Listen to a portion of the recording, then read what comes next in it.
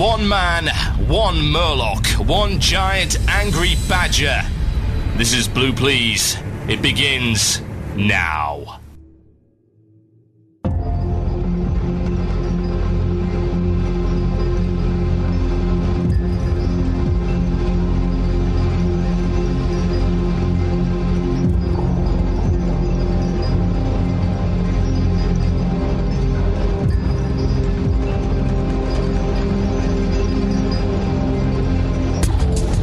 Yes, indeed. Ladies and gentlemen, my name is Total Biscuit.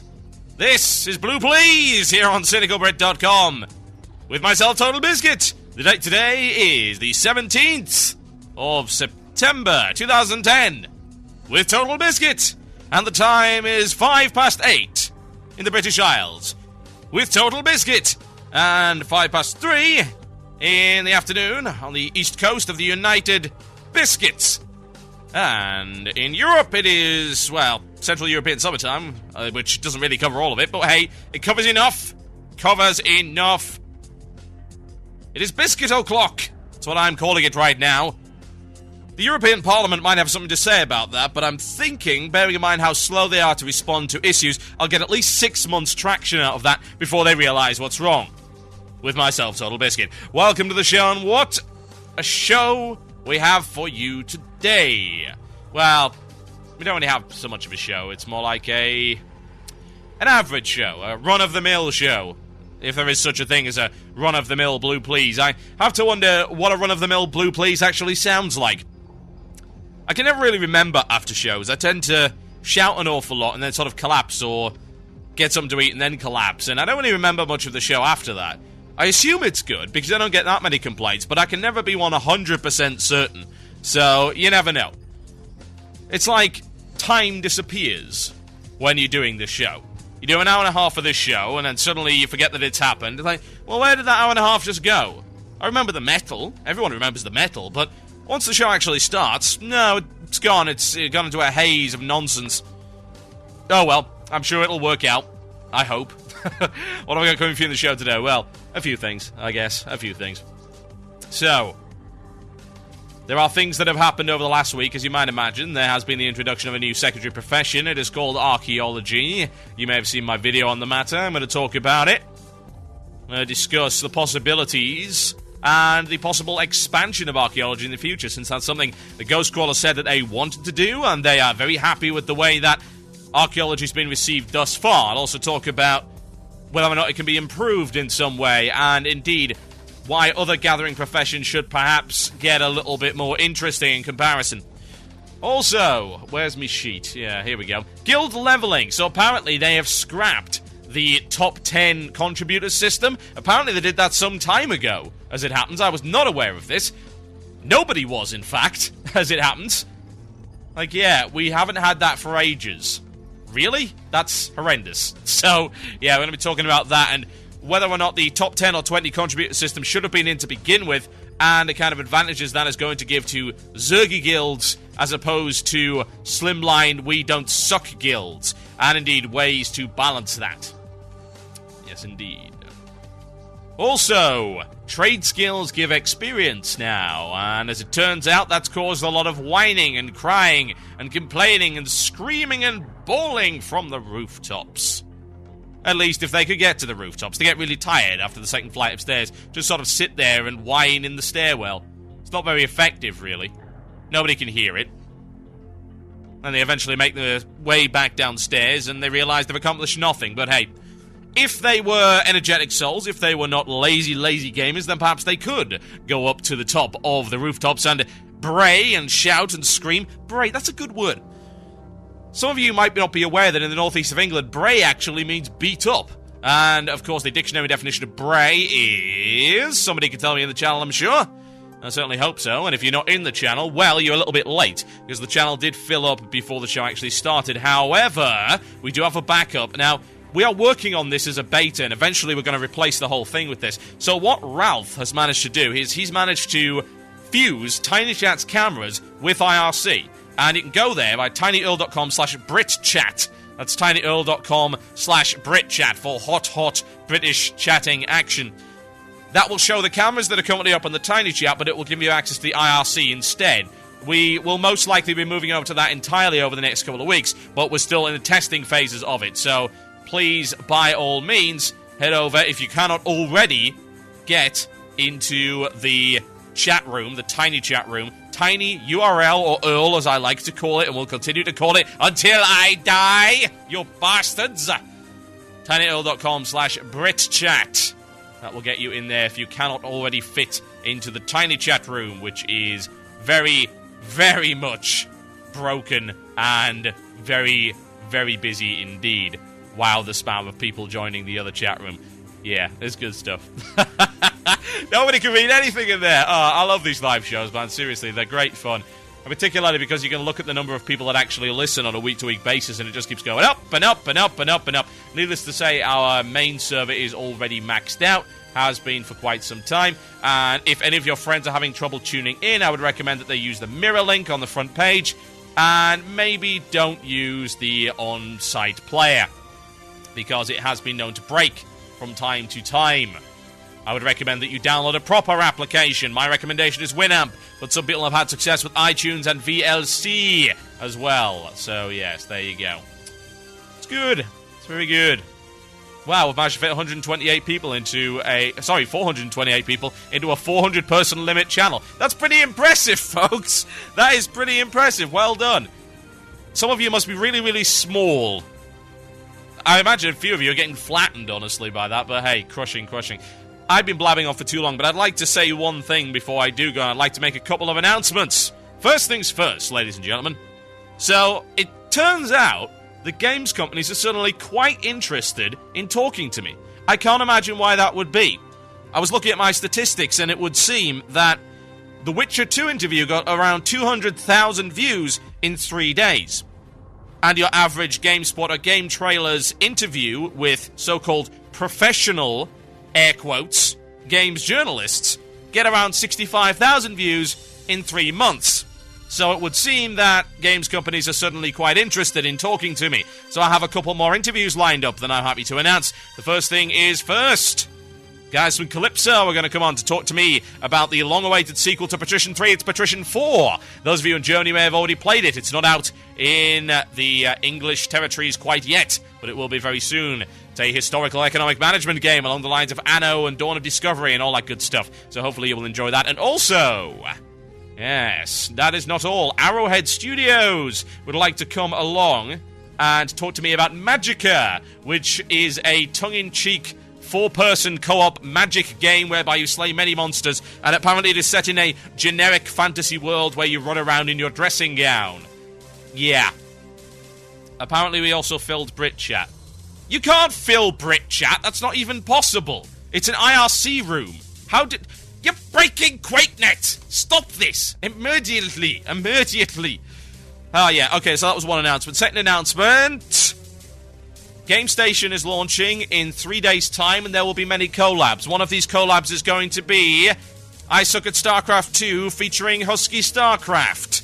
I will be playing against Husky StarCraft. We will then go back and tell everyone how much we suck at StarCraft 2, and I'm spelling it I Suck at StarCraft TOO, because I'm that goddamn clever.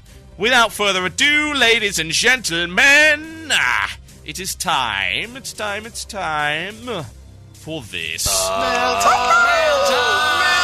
That sounds like it's mail time. Here's the mail. It never fails. It makes me want to wag my tail. When it comes, I want to wail. Yes, quite. Mail time. That is the time where we read the mail, so I'm told. At least that's what I'm supposed to do. I got this little pamphlet from the broadcasting school that says, Total Biscuit, you're an absolutely horrendous broadcaster. You don't have any idea what you're doing. Why do you use the silly Blues Clues theme? Because it's hilarious and it makes you mad. That's always good. Why do you do the mail time so late in the show? Why don't you just read emails throughout the show? Because it's stupid? Yes. Conventional broadcasting wisdom, ladies and gentlemen. So wonderful, is it not? But whatever the case, the pamphlet has been burned.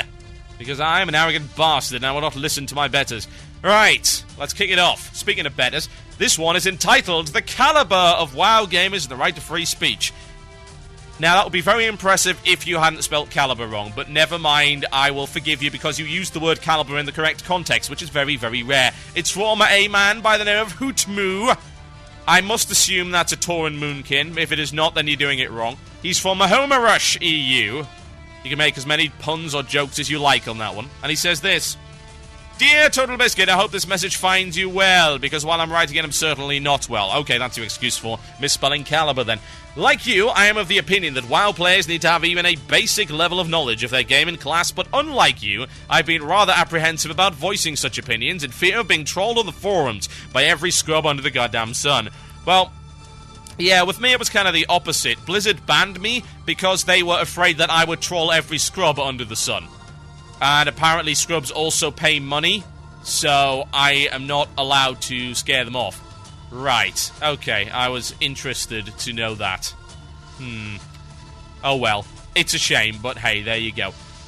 Well, he's going on and saying, but the other day something rather laughable happened to me, which unfortunately for me broke the camel's back. Yes, indeed, it broke the camel's back. I was sitting in Dalaran on my Tauran Druid in flight form, taking advantage of the flying mount glitch. I whistled for a mount, and when it came near, the license plate said scrubs, and there were dice in the mirror. He didn't actually say that, by the way. That's a comical insertion, don't you know? Which is what might be said when a clown has sex. Yes, a comical insertion. Hey! That was bad. Right, let's get on with it, shall we? A flying mount glitched near the wall just outside the northern bank when, lo and behold, a DK with full tier 9 walked up to me and said, "Where can I get a flying form?" Where can I get a flying form? In complete disbelief, I replied to him, "Lol, mate, you're funny." To which he asked me the question again. It was around this time that I began to cry inside, so naturally I inspected this seemingly clueless buffoon to discover no gems, no enchants, with half his non-tier gear covered in spell power. I quickly went to the forums, nearly MMO champion, to make a thread about this, voicing my opinion that Blizzard should make it so easy for absolute scrubs like this to even make it to endgame, and how no one even seemed to be bothered to pick him up on it. In quick succession to the session of outrage at not only the gaming community, but at Blizzard as well, my MMO champion account was banned due to what they deemed as flaming. So I pose to you, Mr. Biscuit, is it right that this person should be allowed to play this game while lacking the knowledge I mentioned above? And also, is it right that while trying to alert the WoW community to this ever-growing problem, I'm banned for it? Well, for one thing, I would not want to make a judgment on why MMOC actually banned you. A lot of the times they are a little bit trigger-happy, but you also didn't tell me what exactly you said. There are a lot of possibilities of things that you might have said that may have pissed them off just a little bit. And I would imagine that saying, "Oh my god, nub, nub, nub, scrub, flame, flame, flame," probably doesn't work all that well. As much as I would like to say it's the best way to engage an audience, and it is on this show, it's extremely entertaining, but on someone else's forum, well, maybe not. Is it right that they should be allowed to play the game? Well, yeah, they pay the subscription. However, bear in mind a few things. First things first, this guy could have very well been trolling you. In the same way that we trolled people with Spirit Morn, which got about 150,000 views and made a lot of people's eyes explode out of their faces with sheer, unadulterated nerd rage. It's very easy to troll people like that. Extremely easy, in fact. Worryingly so, one might say. And as it turns out, yes, there are people that will do that just for the sake of it. He may well have been wearing a set of trolling gear.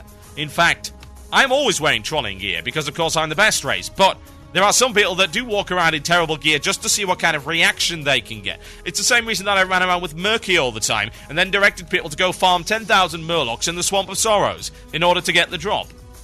Why? Because I'm mean and unreasonable, and such people, well, they just deserve to have their time wasted in that way. Is it right they should play the game? Yeah, of course it is. If this guy was legit, of course he should be able to play the game. Here's the thing, though. He shouldn't be able to get access to the top-tier content. Like, if this was vanilla, that guy would be wearing tier 0, or tier 0.5. Most likely tier 0.5 if he could be asked, and if anyone would let him into a group to go do the bosses for it. I can't remember what his name was. Lord Velanash or something, slash, Blash, I don't know. Whatever the case. Veclanash, I don't know what it is. No, Veclanash was a That was the Twin Emperors, wasn't it? Oh, God. Whatever the case, there was some lash or something or other, and he was actually quite hard to do. You had to summon the boss, you had to pay some money to do it, and in order to get your good piece of tier 0.5. But that's the kind of gear he would have been running around in. He wouldn't have been running around in raiding gear. That's the difference between that and, of course, everything before all of the ridiculous nerfs in TBC, whereby they were giving you tier 6 equivalent loot for running heroic ramparts, which did seem somewhat ridiculous. Although, it must be said that heroic ramparts is harder than pretty much every other frickin' heroic in Wrath. So, it's just how far we've fallen there. So yeah, of course he should be able to access the game. He just shouldn't be able to access the end game. When he's getting gear that is only a step or two below that which people work their asses off in order to get, one gets a delusion that they are entitled to go into the raiding content because they have the raiding gear. That is not the case, and it's also why gear score is a pretty bad way to judge whether or not someone is deserving of being in your group. It's just a shame there isn't a way to educate them, and that's actually Blizzard's fault. It's not your fault, it's not my fault, it's not the guild's fault, it is Blizzard's fault for giving them this ridiculously powerful gear for doing nothing at all. Maybe if that didn't happen and they had to work and learn about the game in order to get their gear, they wouldn't be so goddamn dumb. That would be my hopes, at any rate. As to whether or not that's the case, who knows? And then maybe, if it's not the case, I can go and throw myself off a bridge in complete and total protest. Oh dear, oh dear, oh dear. It's sad, isn't it? It's so very, very, very sad. I wonder if I've got a song that's appropriate to this. Maybe. I'll have to come up with it at some other time, however, because I have this urge. And this urge is to play some really good music. Some extremely good music, in fact. Something from the old era of In Flames when they didn't actually suck. Yes, that did happen. Many of you don't really remember that, and I don't blame you for not knowing. This was perhaps the final album before they started sucking, and the name of the track is Pinball Map. Enjoy.